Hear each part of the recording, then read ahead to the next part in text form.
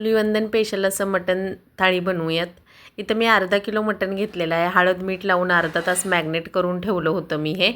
आता पातेल्यामध्ये थोडंसं तेल घेतलेलं आहे। एक छोटा कांदा घालून चांगला हलका गुलाबी रंगावर भाजून घेतला। त्यामध्ये मटण घालून 5 ते 7 मिनिटं परतून घेतलं।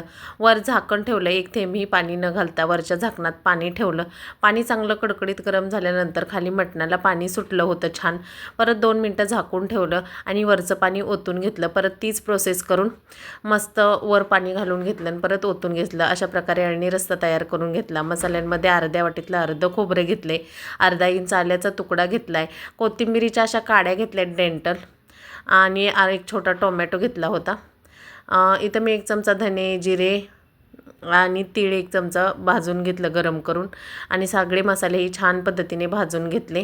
मटण सुकं पातळ करायचं आहे, त्यामुळे सुक्यासाठी वेगळं आणि पातळसाठी वेगळं काढून घेतलं। मसाला चांगली पेस्ट करून घेतली होती, तीही याच्यामध्ये घालून घेतली। मस्त मसाला भाजून घेतला तेल सुटेपर्यंत। 2 चमचे घाटी मसाला घातला घरगुती आणि मिक्स करून घेतला। हा मसाला दोन्ही भाज्यांसाठी आहे म्हणून मी एवढा घातलेला आहे, म्हणजे सुक्यालाही आणि पातळलाही।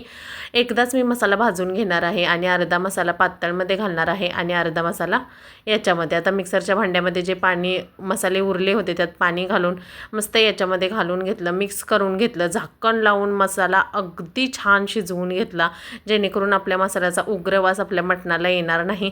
व्यवस्थित मसाला शिजवून घेऊन असं छान तेल सुटेपर्यंत शिजवून घेतला। यातला अर्धा मसाला मी अळणीत घालून घेतला। अळणी उकळवत ठेवलं होतं, अळणी आपले गरम आहे। आता तिखट रस्सा बनवण्यासाठी यात अर्धा मसाला यातला घालून घेतला आणि अर्ध्या मसाल्यांमध्ये आपण सुकं मटण करण्यासाठी मटण शिजवून घेतलं होतं ते घालून घेणार आहोत। चांगलं मिक्स करून घेणार आहोत। अळणीमध्ये मटण मॅग्नेट करतानाच मीठ घातलं होतं, त्यामुळे मी मीठ इथं घातलेलं नाही आहे। झाकण ठेवायचं आणि बारीक गॅसवरती सुकं मटण व्यवस्थित शिजवून घ्यायचं। असं व्यवस्थित मसाला कोट झाला आहे आपल्या सुक्या मटणाला। वरून थोडी कोथिंबीर बुरबुरायची। इकडं रश्शालाही आपल्या व्यवस्थित कट आला आहे। तुम्हाला जर या रेसिपीचा व्हिडिओ डिटेलमध्ये मोठा हवा असेल तर या व्हिडिओ खाली मी लिंक देत आहे, तिथून तुम्ही पाहू शकता। रेसिपी आवडली असेल तर लाईक शेअर सबस्क्राईब।